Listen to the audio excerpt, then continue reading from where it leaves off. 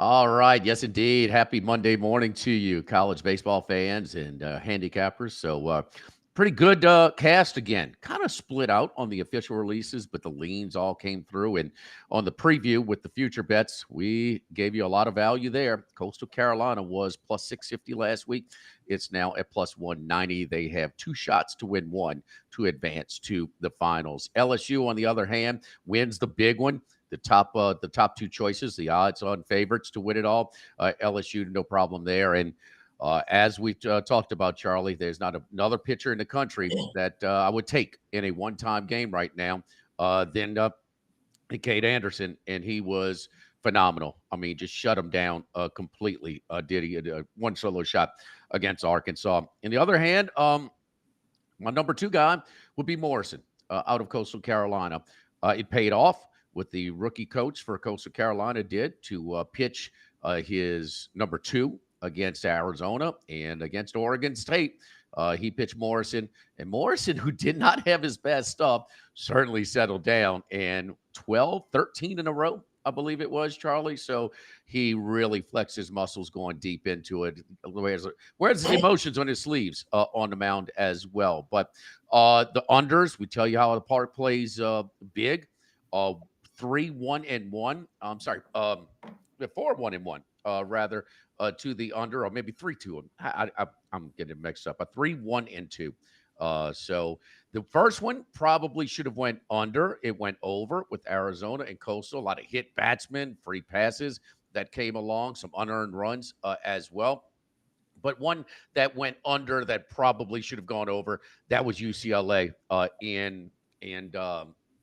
UCLA and help me out, Charlie. Jeez, the underdog Murray State, Yeah. because they had all kinds of chances in that game, and that game somehow stayed under. So those kind of cancel each other out.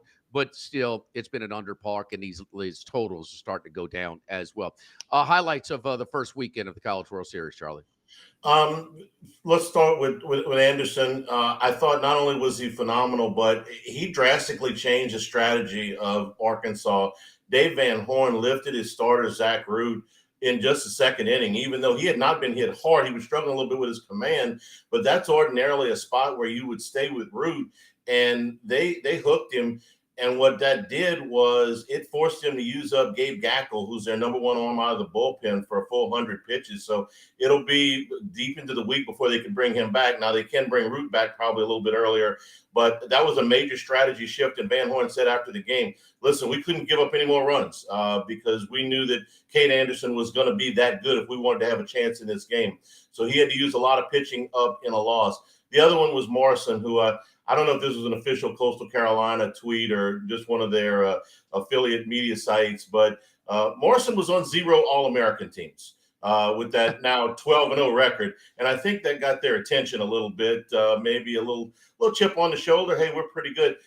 Coastal Carolina, we talked about this on the Daily Show, Jimmy. They're doing things like the Cal State Fullerton used to do them, a non-power conference team that plays like one and does things like, going into SEC venues and winning and being favored as a road team in a super regional. Man, those were things that the old Titans used to do. Coastal Carolina's in the catbird seat. Yeah. Well, the only difference is Cal State Fullerton was doing it when the overall athletic budget was not such a big deal, Yeah. and you didn't have the budgets that some of the SEC programs have right now. That has created distance from the haves and have-nots. And for a mid-major out of the Sun Belt to stack their pitching the way they have, that's work. That's work. That's good player evaluation. And I mean, you're beating out McDonald's with Joe's hamburger stand budget. And and part of it, when you're talking about evaluating coaches, they have to be fundraisers. They have to excite their boosters to get some money. They have to hit the transfer portal. They have to evaluate. But the hard workers are still getting paid off in all the sports in college athletics right now. Let's go to the first one today, and this is the biggest line of the tournament. Arkansas at minus 560 against Murray State. Murray State coming back plus 330 at Bet Rivers. The run line is now up to 4.5, minus 4.5 plus 100. You take Murray State plus 4.5 minus 132. The total has crept up as well. It's at 11.5, minus 112 to 115 either way, Charlie. Even with the wind blowing in today, this is an overplay for me. Arkansas scored 1 run against LSU. That is their lowest output of the season. They had not scored 1 run or been shut out in any game through 65 games this season. I think the Razorback bats are going to come alive today, and they're throwing Gage Wood. Wood's story is pretty well documented. He missed the middle 2 months of the season with an injury, and then when he came back, they sort of been ramping him up. 2 starts back, he got through 6 innings, but then came back to go 3 and change in his last outing. I think he's probably good for 4 innings today, is my best guess. Murray State's hitting, going into the College World Series, they were hitting 60 points over their season average in the postseason. I think it's going to be for Arkansas. Wood for 4 innings. They've got plenty of bullpen left, but you could see if they could get a lot of runs on the board, that Dave Van Horn might choose to save some of his premium relievers if he has a lead. That might open the door for some more Murray State runs. So I like over 11.5 here. The juice is reasonable. I think there's going to be some runs scored in this first game. Wood, again, that injury, he came back and he has been really good since he came back. He's much better than those overall numbers that you're looking at right now on our screen. And quite frankly, the more talented pitcher between he and Root. Getting back to Van Horn's decision there, him relieving. Because again, it was giving LSU free runs. We talked about the 17 walks or hit batsmen that scored in a 2-game super regional against West Virginia. That's how they scored in this one. They didn't really hit the ball against Root. It was the free passes, the hit batsmen that came around to score, and they executed to get them in. But sometimes this one, he needs Wood to go very deep. He wants to get chew up as many innings as he can to get him and save as many arms as he does. And it might be where if you get out to an 8-1, 8-2 lead, he can afford to pitch down in his bullpen as well. He's not here to just win one game, but and look, and I want to clarify the totals. The unders are 4-1-1. 4-1-1. The first game went over. The next 3 went under. And then Louisville was a tough push on the under yesterday with all those runs in the bottom of the 8th. And then the night game fell under as well. So 4-1-1. The lines are coming down a little bit. I'm an under player in this park. We talk about it. Today's conditions are going to be 10 to 15 miles per hour in from right field. That's a little bit more. I like it blowing in from right center a little bit better, out fresh off the Missouri River. But Murray State is an over team, period. They are an over team. Everything about them, that was their ace who got really clobbered around by UCLA. Arkansas is a better hitting team than UCLA. I'm with you, Charlie. I'm not going to release it as well, do a double pick, but I won't be on the under, which tells you, I'm only going to be on over. It's an over or pass for me. There's no way I can lay 560 or 4.5 runs. So, I mean, that is a lot. So, Murray State's not going to quit, but this might be one of that, that game 6 in the regional game where Ole Miss beat them like 11-0. It could be one of those type of games for Murray State trying to, extend their pitching and also go against a really, really talented roster. Let's move on to the night game tonight, the marble game of which you win. You got 2 games to win 1 to get to the finals. You lose, you have to win 3 in a row, and your pitching will be used up a little bit more. At Bet Rivers right now, LSU is minus 335. UCLA is plus 215. The over-under is 9.5. Charlie? I don't have an official release on this game. I think that the odds make it really, really tough. I think LSU is the better team here, and I know they've got the better starting pitcher. Both of these bullpens are completely stocked. UCLA used 5 pitchers out of the pen in the opener, but none of them over 21 pitches. Everybody can come back. LSU used their 2 big arms, Shores and Evans. Neither one of them pitched more than 13 pitches, so everybody is available. And the starting pitching edge goes to LSU, not 335 worth, though. And then I'm reluctant to lay a run line here with LSU as the home team. So there's no release here for me. I think LSU will win the game, but these odds make this a difficult play. I've got 2 picks in this game, and UCLA's undefeated. in the postseason, just like LSU actually lost a game, of course, to Little Rock. So, but Ianson, Charlie, about what point in the season was Ianson every bit as good as Anderson? It was a 1 and 1A. You saw Anderson. Ianson has been that good for a deep stretch. From the halfway point of the conference season, from the fifth start in, Iance's numbers were actually even a little bit better than Anderson's over the last. That's about 2 months worth of work. So let's say the middle of April. About a strikeout and a half per innings pitch. So he misses bats, and this is where you have the resources and the budget of an LSU. But you see, San Diego was the Cinderella of March Madness, right? Remember that? Well, Yeah. that's where Anthony Ianson came from as well. So he is. They snatched him up out of La Jolla and brought him to Baton Rouge, and well, there you go. And he's been a great arm for him. But for UCLA, Landon Stump does not have nearly the numbers, but Landon Stump was part of a 5-pitcher shutout in the clinching game against Texas San Antonio. We respect Texas San Antonio a lot, and they shut them down. So yes, Ianson is the better starter here, but Stump is not going to be asked as much as Ianson will in this matchup. So he had 4 shutout innings, and they went on. It's almost like an extended opener, just barely into the second part of the lineup coming up, and then they're going to move on. And I think if he pulled him after 4 innings with giving up no runs, I think the same. You talked about it. Both bullpens have a lot of deep arms. And then the other thing is that UCLA, of all the college parks, probably plays as big as any, Jackie Robinson Stadium, just to keep in mind there. But plus 2.5, UCLA is the visiting team in this one.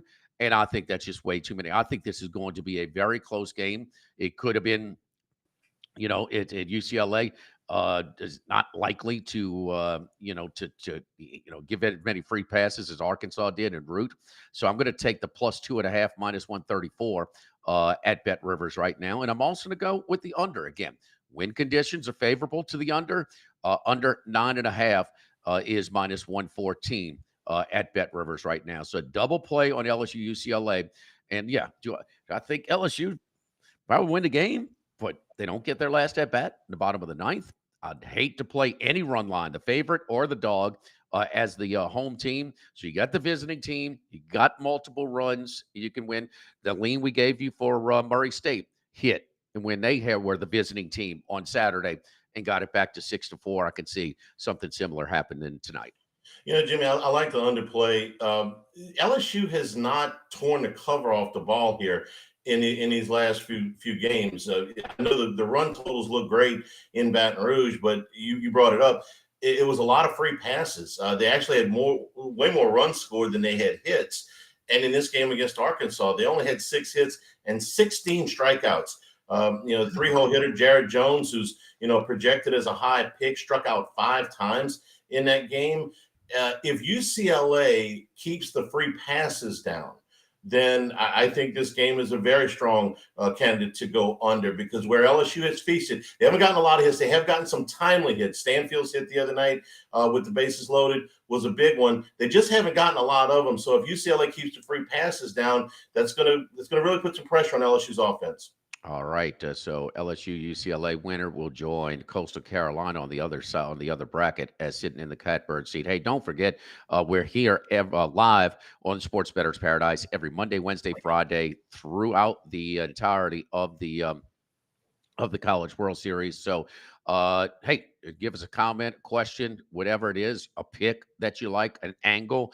We're here for you, and we will use our expertise, or as much of it, and try and help you out and tell you if we agree with it, expound upon it, or just flat out disagree with it. Let's move on to the first game Tuesday afternoon, the 1:00 game. Keep in mind that all games in Omaha are either 1 p.m. or 6 p.m.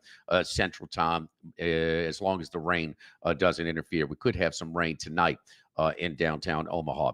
Oregon State, Louisville, Morrison shut them down. Minus 220.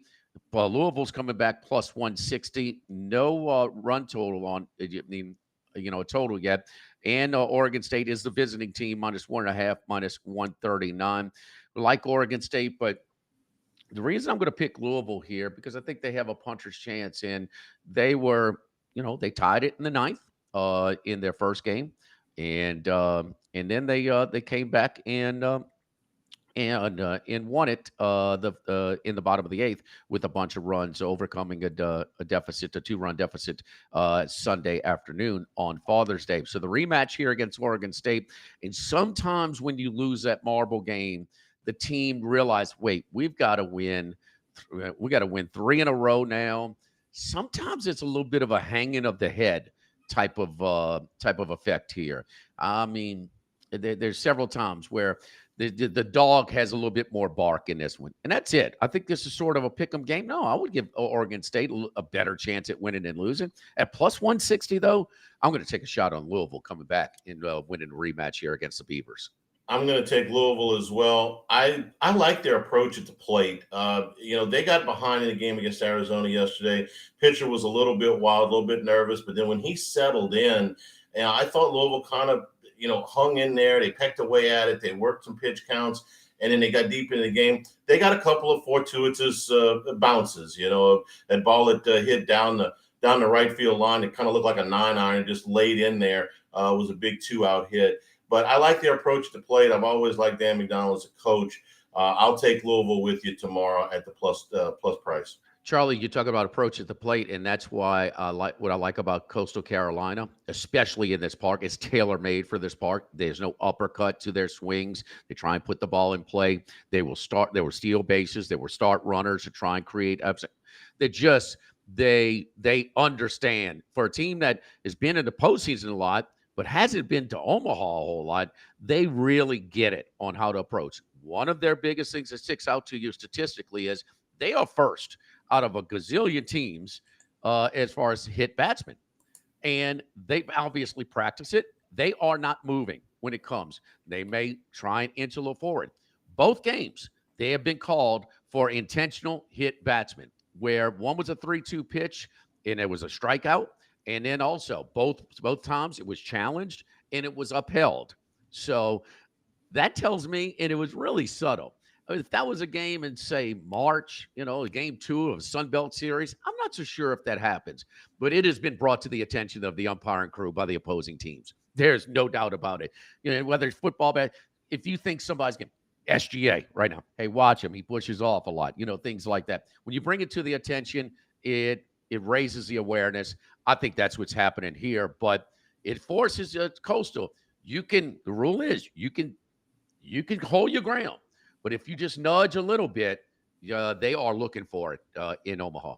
It's an art form, really. The ones that are really good at it, the Craig Biggios of the world, I think got hit more than anybody in the history of Major League Baseball. You can really work it to your advantage, and Coastal does it as well as anybody. It's just one of a lot of little things that they do well. There's an extra base that they will take on a deep fly ball to center field, at second base. They haven't lost a game since April. April 22nd is the last time they lost a game. I mean, when you win, it's 26 in a row now. Boy, it breeds confidence. It's such a momentum. I know that baseball is maybe a momentum sport, maybe the way, a football or basketball is, because you change your pitchers. But, man, when you go 2 months almost without losing a game and you're now sitting in a catbird seat, boy, that's a dangerous-looking team. Well, what is it, 14 of 16 years they've made it to postseason play? 14 or 15, something like that. They missed once, it's going back to the early 2000 teens, and this is now the second coach. Kevin Schnall's in his first year. That's another similarity with Fullerton. Augie Garrido was there forever, but when they went to George Horton, Horton also won a national title there. So that's a scary, scary team, man. They could win this thing. They really could. They got guys from the state of Washington to New Jersey to the coach is really hustled. It's impressive.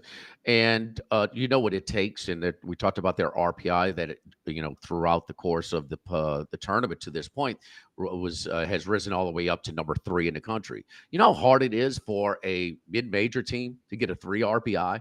It is because strength of schedule. strength of schedule is such a main component of it. And that's where they are. And so 26-4 in a top 10 league. The Sun Belt, they don't have the football money. They don't have as much overall athletic budget. So their baseball budget is going to be limited as well. But that's a good league. I mean, this just in. Geographical, there's a geographical imbalance in the power structure of college baseball for obvious reasons with the weather. So they're in the Sun Belt. I mean, so just like the Big West was for so many years. So it's not quite as good as the Big West was in its heyday when Dave Snow was at Long Beach State, and you talk about Cal State Fullerton and some of the other Pepperdine. What's the name? Andy Lopez won a national championship in the early '90s at Pepperdine. So it's not quite there, but it's a respectable league. Did you say top 3 in the RPIs? Yeah, number 3. Yeah, today they're number 1. After last night, they're number 1. They've got 11 Q1 wins, which Arkansas's got 16, LSU's got 15, just to kind of give you the SEC equivalent. Yeah, we almost always quit paying attention to the RPIs after the tournament starts, right? Because they're sort of an irrelevant. But just to look at, they're number 1 today. Yeah, we look at them a lot more, just like in basketball, because our buddy Skip Burtman would tell us all the time that, hey, that committee loves the RPI. It's a metric, so we usually turn it off. But for Coastal to get a number 1 RPI it's impressive. So them being in a spot, we knew that Morrison was going to pitch the marble game. They had an advantage against Arizona, and frankly, Charlie, the late innings, it's kind of relatively stress-free to get to this point. So, and that's why, yes, LSU and Arkansas in Coastal, you throw them in a hat. But man, the price, there's just no way. No matter who comes in, if LSU comes out, Arkansas comes out, and they play Coastal in the final, I know the line's not going to be, pick them, but Coastal is every bit as good as those two teams. And right now, with the 2 games under their belt, I'll just be shocked if either Oregon State or Louisville comes through, wins tomorrow, and then beats Coastal twice. You don't want to say it's done, but boy, it would be a huge upset at this point if Coastal's not in the finals. I'm convinced LSU and Arkansas are going to play again, at least once more. They may be twice more. I think Coastal will be sitting in the catbird seat. Yeah, Arkansas is going to beat Murray State.